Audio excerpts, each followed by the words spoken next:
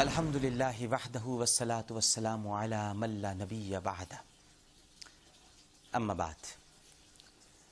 السلام علیکم ناظرین کرام، پروگرام آثار قیامت کے ساتھ عامر لیاقت حسین حاضر خدمت ہے۔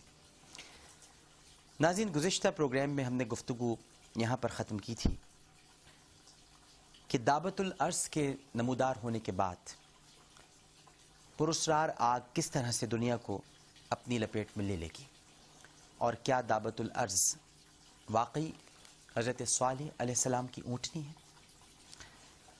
ناظرین کرام، بعض علماء کرام فرماتے ہیں کہ دعوت الارض در حقیقت حضرت صالح علیہ السلام کی اونٹنی کا دوسرا روپ ہے۔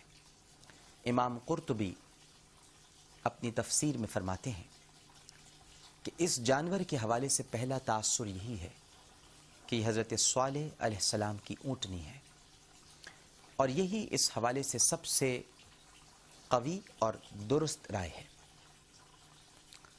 قرآن مجید میں جن قوموں پر عذاب الہی کا ذکر آیا ہے ان میں قوم عاد اور قوم سمود مشہور ہیں۔ یہ عرب کے شمال مغرب میں تبوک کے قریب بستے تھے، اور ان کے بڑے شہر کا نام حجر تھا، جس کو اب مدائن صالح کہا جاتا ہے۔ قوم عاد کی طرح قوم سمود بھی ناظرین نسلاً عرب ہی تھی، اور طوفان نوح علیہ السلام کے لگ بھگ کوئی 200 برس بعد ظہور پذیر ہوئی۔ قوم سمود دولت و امارت اور بہادری اور شجاعت میں مشہور تھی۔ سنگ تراشی اور فن تعمیر میں انہیں کمال حاصل تھا۔ کھلی زمین پر بڑے بڑے محلات بنانے کے علاوہ انہوں نے پہاڑوں کو کھود کر ان میں طرح طرح کی عمارتیں بھی بنائیں۔ ارض القرآن کے مؤلف مولانا سید سلیمان لکھتے ہیں کہ ان کی تعمیری یادگاریں اب بھی جا بجا بکھری پڑی ہیں، اور ان پر ارمی اور سمودی رسم الخط میں کتب منقوش ہیں۔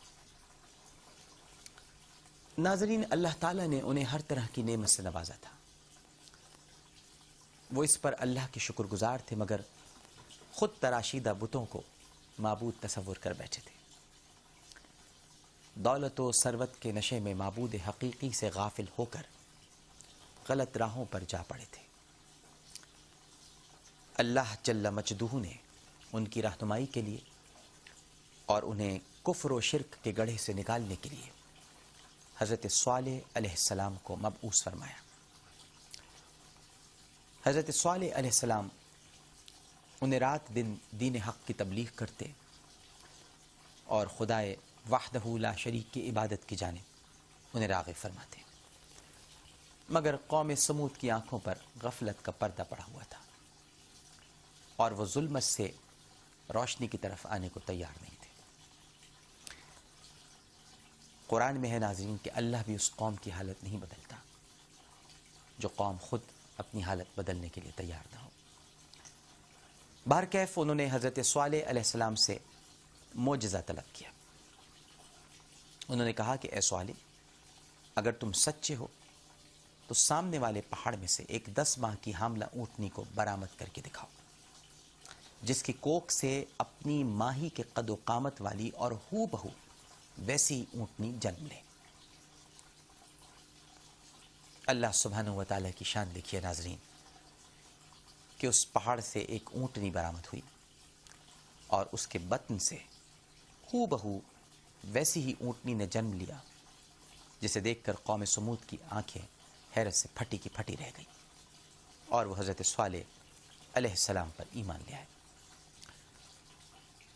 حضرت صالح علیہ السلام نے ان سے فرمایا، یہ اونٹنی اللہ کی نعمت ہے اور جنت سے نازل ہوئی ہے، لہٰذا اس کا احترام اور تکریم تم پر لازم ہے۔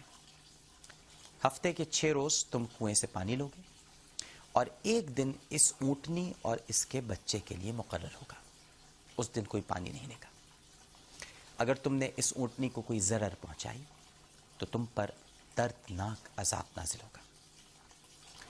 قوم سمود نے حضرت صالح علیہ السلام کی بات پر سر تسلیم خم کیا، کچھ عرصے تک تو انہوں نے اونٹنی کے باری والے دن پانی نہ لینے کا وعدہ پورا کیا، مگر پھر انہوں نے اپنے رب کے حکم سے سرتابی کی اور اونٹنی اور اس کے بچے کو قتل کرنے کا منصوبہ بنایا، اور اونٹنی کے باری والے دن اسے مارنے کے لیے گھات لگا کر بیٹھ گئے، اور جب وہ نمودار ہوئی تو اس پر تیر برسائے، جس سے وہ شدید زخمی ہو گئی اور بالآخر اپنی جان سے ہاتھ دھو بیٹھی۔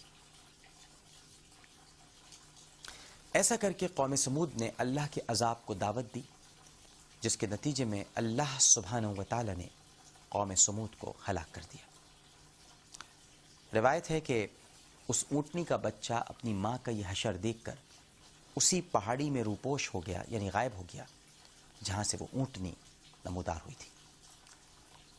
کہتے ہیں کہ قیامت کے قرب پر یہ اونٹنی ظاہر ہوگی، اور یہی در حقیقت دابت الارض ہے۔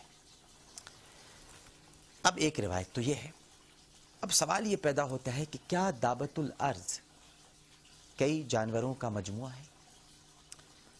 بعض علماء کی رائے ہے کہ دابت الارض کسی ایک جانور سے مشابہ نہیں ہوگا، بلکہ اس میں کئی جانوروں کی سی شباہت پائی جائے گی۔ اس سے ملتی جلتی روایت حضرت ابو زبیر رضی اللہ تعالی عنہ سے منقول ہے، جن کے مطابق اس کا سر جنگلی بھینسے کا سا ہوگا، آنکھیں خنزیر کی سی ہوں گی، کان ہاتھیوں کی طرح ہوں گے، سینگ ہرن کے سے ہوں گے، گردن شتر مرغ کی سی ہوگی، سینہ شیر جیسا ہوگا، رنگت چیتے کی سی ہوگی، دم مینڈھے کی سی ہوگی، پنجے اور ٹانگیں اونٹ کے سے ہوں گے، اور اس کی دونوں ٹانگوں کے درمیان 12 ہاتھ کا فاصلہ ہوگا۔ ایک اور روایت میں ہے کہ اس کا منہ آدمی کا، پاؤں اونٹ جیسے، گردن گھوڑے کی طرح، دم گائے کی مانند، سینگ گائے کے مشابہ، اور ہاتھ بندر کی طرح ہوں گے، اور وہ فصاحت سے کلام کرے گا۔ اب کیا دابت الارض وہ سانپ ہے جو بیت اللہ کے تبرکات کی حفاظت پر مامور ہے؟ ایک سوال یہ بھی اٹھتا ہے۔ بعض علماء کرام کی رائے یہ ہے کہ دابت الارض در حقیقت وہ سانپ ہے جو خانہ کعبہ کا نگہبان ہے۔